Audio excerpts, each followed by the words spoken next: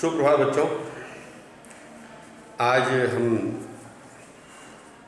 अपने पाठ्यपुस्तक आरोह के काव्य में दूसरा पाठ पढ़ेंगे, पतंग, जो कि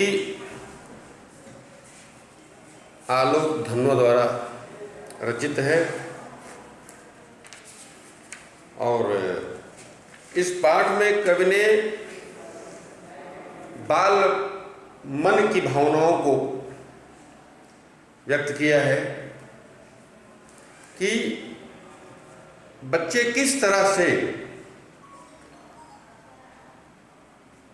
चैतन्य रहते हैं, कि उनकी सहनशक्ति किस तरह से रहती है और उनमें कितना उत्साह होता है। यह कवि ने एक ऋतु के माध्यम से व्यक्त किया है।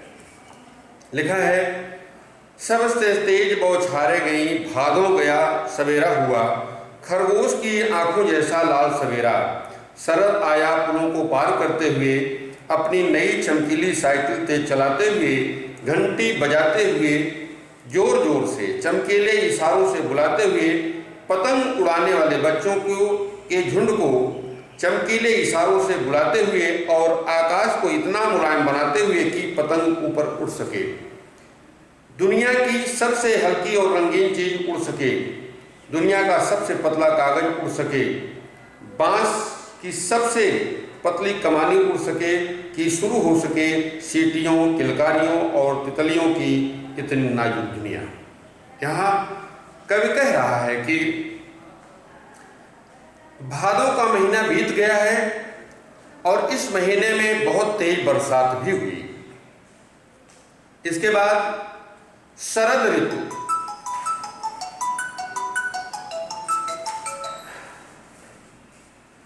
शरद ऋतु आई।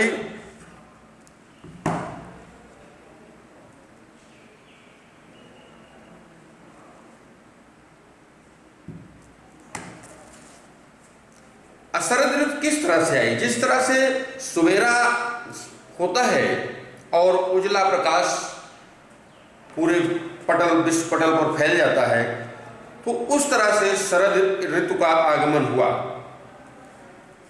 और पूरा विश्व जो है प्रकाशमान हो गया।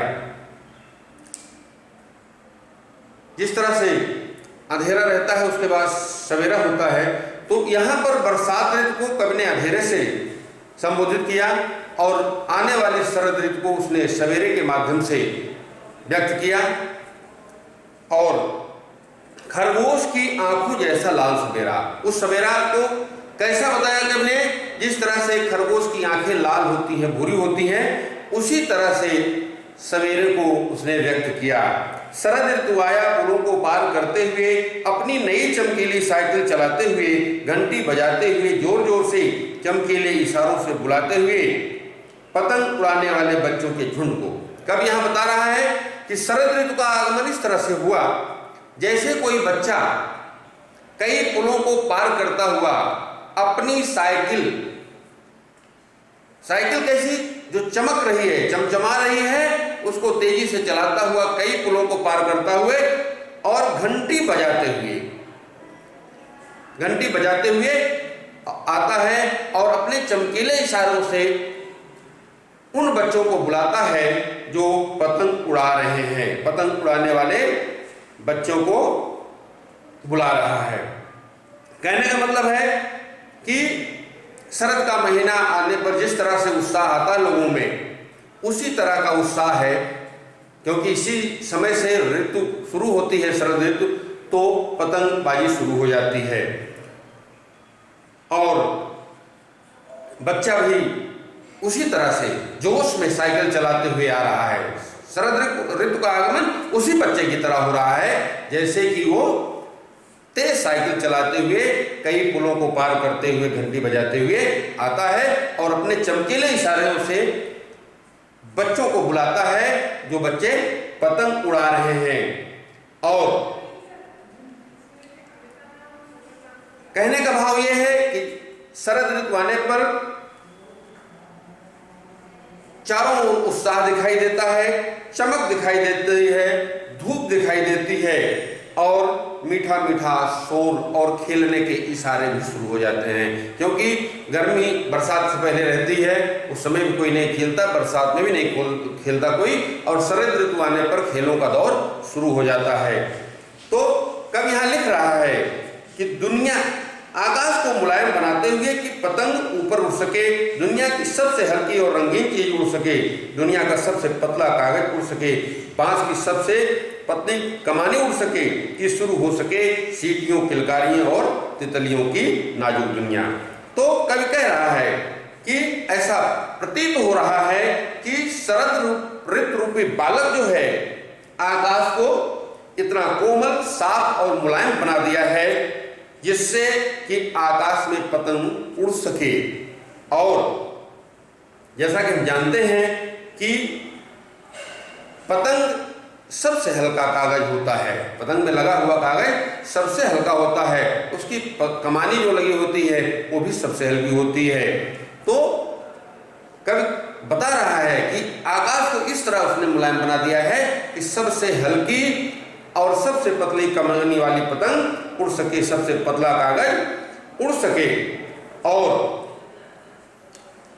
जिस समय पतंगबाजी होती है, लोग पतंग उड़ा रहे होते हैं, तो बच्चे सीटियां बजाते हैं, किलकारियां मारते हैं, और रंग बिरंगी उड़ती हुई पतंगे, ऐसा लगता है कि जैसे आकाश में विभिन्न रंगों की तितलियां उड़ रही हैं, जैसे तितलियों का एक संसार आकाश में बस गया है।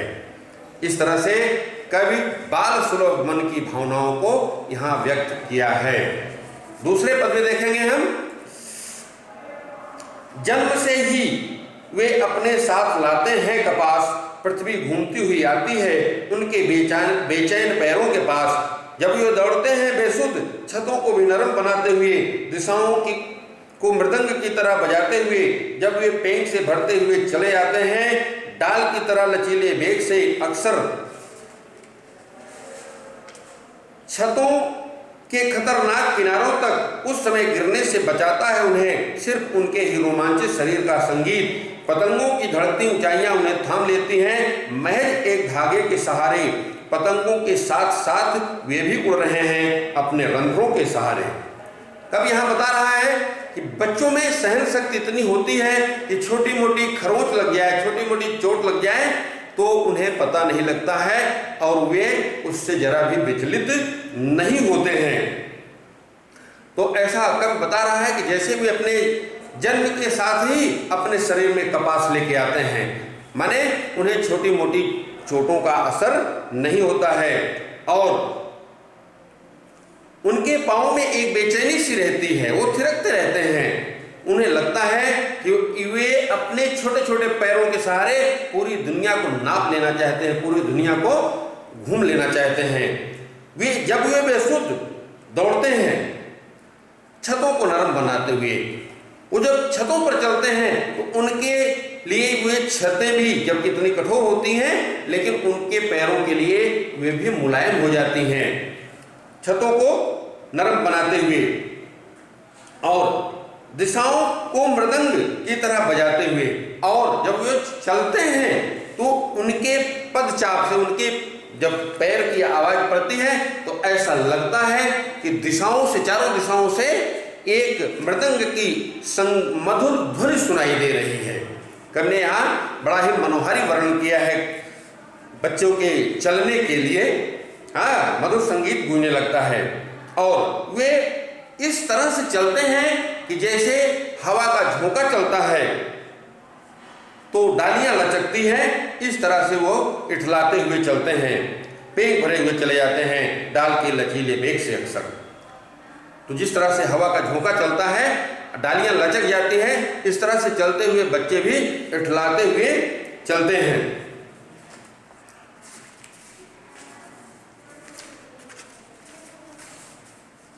छतों के खतरनाक किनारों तक, कभी कभी बच्चे पतंग उड़ाते हुए छत के एकदम किनारे तक चले जाते हैं, लेकिन वे इतने रोमांचित होते हैं, इतने उत्साह में होते हैं कि उन्हें इस बात का पता नहीं लगता, वे पतंग उड़ाने में ही मस्त रहते हैं। उस समय गिरने से बचाता है उन्हें सिर्फ उनके ही रोमांचित शरीर का संगीत। तो वे पतंग उड़ाने में व्यस्त रहते हैं और वे उसी में बच जाते हैं, माने छत से गिर नहीं पाते हैं, गिरते नहीं हैं। और कभी कभी ऐसा भी होता है सिर्फ उन पतंगों की धड़कती ऊंचाइयां उन्हें थाम लेती है महज एक धागे के सहारे।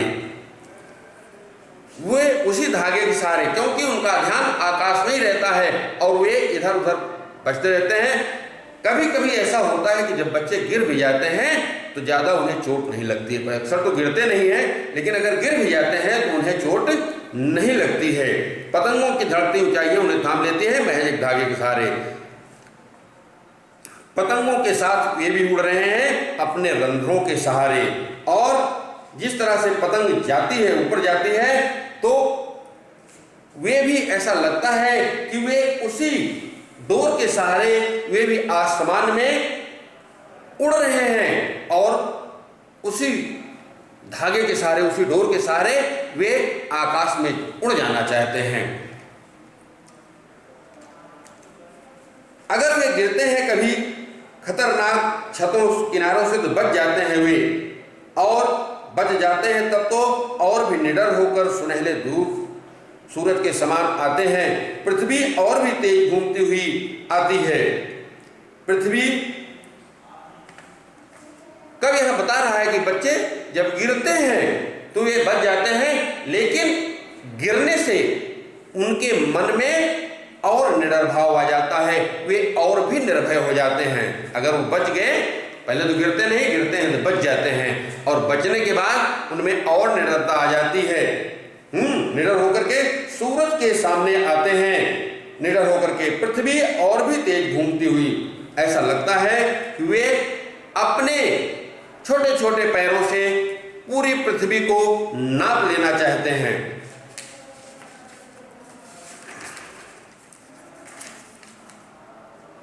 उनके बेचैन पैरों के पास, उन्हीं बेचैन पैरों से वे पूरी पृथ्वी को नाप लेना चाहते हैं। Thank you. 1 मिनट हुआ।